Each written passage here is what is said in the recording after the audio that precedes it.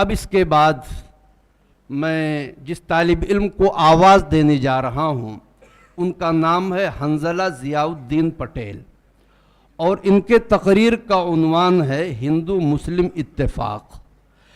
اس شعر کے ساتھ میں ان کو آواز دیتا ہوں کہ ملی نہیں ہے ہمیں ارض ہند تحفے میں، ملی نہیں ہے ہمیں ارض ہند تحفے میں، جو لاکھوں دیپ بجھے ہیں تو یہ چراغ جلا۔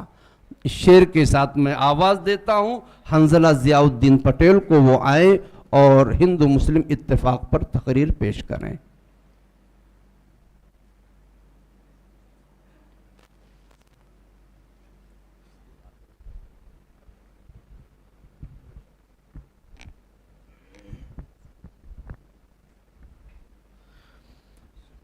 نحمده ونصلي على رسوله الكريم، اما بعد۔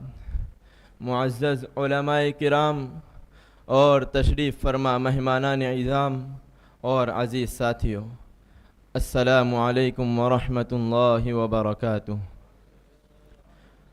آج مجھے جس موضوع پر لب کشائی کی دعوت دی گئی ہے وہ ہے ہندو مسلم اتفاق۔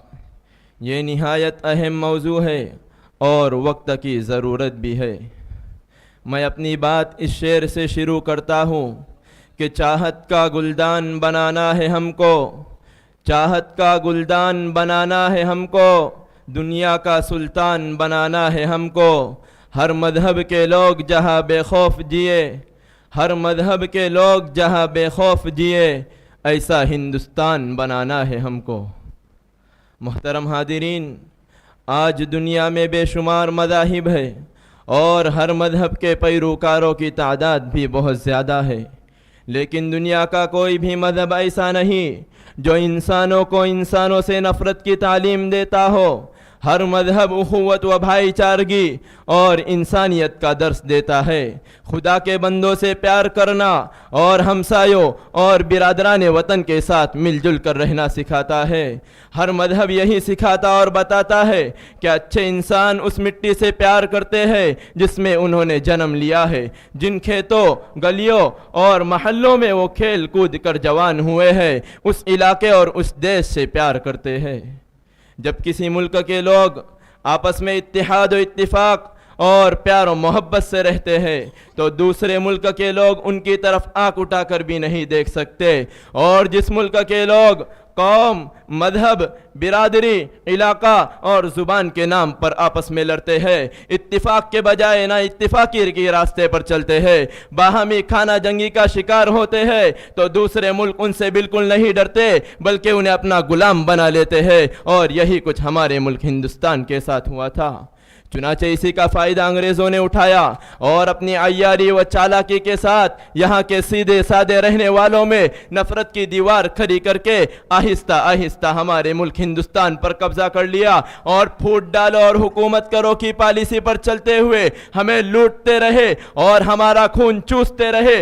اگر سب ہندوستانی اپنے آپ کو ایک دوسرے کا بھائی سمجھتے اور مل جل کر رہتے تو ہندوستان کبھی غلام نہ ہوتا، اور آج ہندوستان دنیا کی عظیم ترین طاقت ہوتا۔ مگر افسوس کہ اتنے سال غلامی کی زندگی گزارنے کے بعد بھی ہمیں عقل نہیں آئی، ہماری آنکھیں نہیں کھلی۔ میرے دوستو، آج ہمارا دل خون کے آنسو روتا ہے، بڑی تکلیف ہوتی ہے جب ہم صبح اٹھ کر پیارے ملک کا کوئی بھی اخبار اٹھا کر دیکھتے ہیں تو کہیں نہ کہیں آئے دن یہ دیکھنے کو ملتا ہے کہ برادران وطن آپس میں لڑ گئے، فرقہ وارانہ فساد ہو گیا، کہیں آپس ہی میں جھگڑا ہو گیا، کہیں ایک گاؤں والوں نے دوسرے گاؤں والوں پر حملہ کر دیا، کہیں پر کچھ لوگوں نے کسی غریب و مجبور کو پکڑ کر خوب پیٹا، اور ایسی بھی دل دہلا دینے والی خبریں سننے میں آتی ہے کہ بعض انسان نما درندوں نے کسی عورت کو اپنی ہوس کا نشانہ بنایا، اس کی آبرو ریزی کی، الغرض فسادات و آبرو ریزی کی خبریں اخبار کی زینت بنتی رہتی ہے۔ آخر ہمارے پیارے ملک کے باشندوں کو کیا ہو گیا؟ क्यों ऐसी शर्मनाक और घिनौनी हरकतें करते हैं? क्यों वतन अजीज़ की इज़्ज़त व नामूस के साथ खिलवाड़ कर रहे हैं? मैं ऐसे तमाम इंसानी दरिंदों से ये कहूँगा कि खुदारा थोड़ी देर के लिए ये क्यों नहीं सोचते कि अगर तुम्हारे साथ कोई ऐसा मामला करे या तुम्हारी बहन बेटियों की इज़्ज़त व नामूस पर दस्तदराजी करे तो तुम पर क्या गुजरेंगी? ये क्यों नहीं सोचते कि तुम्हारा शिकार भी तो किसी की बहन बेटी या बहू है? सोचो और गौर करो, आज दुनिया तरक्की के मैदान में कहाँ से कहाँ निकल गई। मगर अफसोस का मकाम है, हम मजहब के नाम पर, बिरादरी के नाम पर, कौमियत और इलाकायत के नाम पर आपस में दस्तो गिरेबा है। एक दूसरे को कमतर व कमज़ोर करने की हर वक्त फिक्र में रहते हैं। एक वक्त था जब इसी प्यारे मुल्क में हिंदू, मुस्लिम, सिख, ईसाई आपस में सब भाई भाई का हकीकी मिस्ताक बन के रहते थे।